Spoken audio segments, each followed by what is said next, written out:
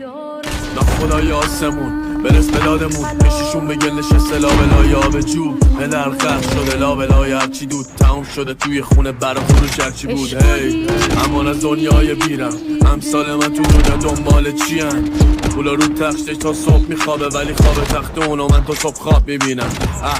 پدرم ناله نکن گله نکن منو آواره نکن تقصیر تو نیست قانون دنیاست ارس نخو لباساتو پاره نکن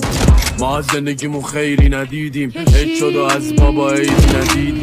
هر روز هفته خونه بود ماما ما کسی ها نداریم ما خیلی غریب